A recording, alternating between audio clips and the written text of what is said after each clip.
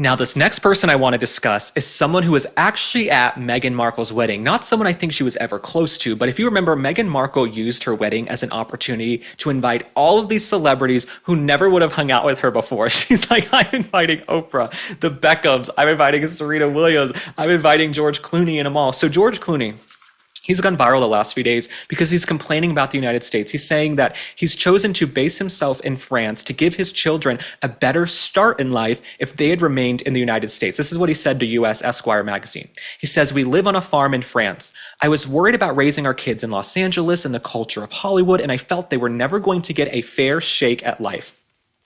I am so sick of these rich, elite, liberal celebrities saying, we can't get a fair shake in Hollywood. I can't raise my kids in California," when George Clooney has gone out there and pushed every single failed Democratic candidate with failed liberal policies, open borders, crime, homelessness. You saw how hard he worked to get a Democrat elected in this last election, Kamala Harris. So George Clooney and all these celebrities who have the money, they're fleeing California. You notice, isn't that interesting? They're fleeing liberal cities and liberal states because they have the money to do so. But they want to vote and push for liberal policies and leave you standing there holding the bag.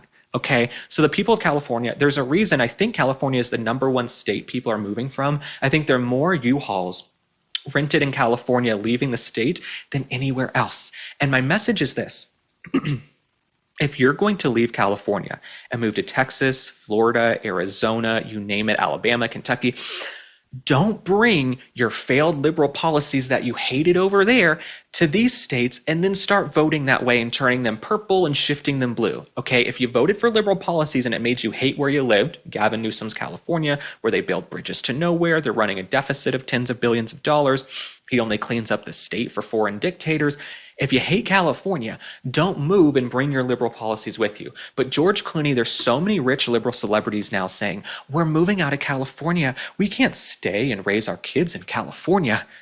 Well, haven't y'all for decades been the one championing Gavin Newsom and Katie Porter and all these loser Democratic candidates? So you made your beds, and then you're going to leave all these other people to lie in it who might not have the resources to go move to a farm in France.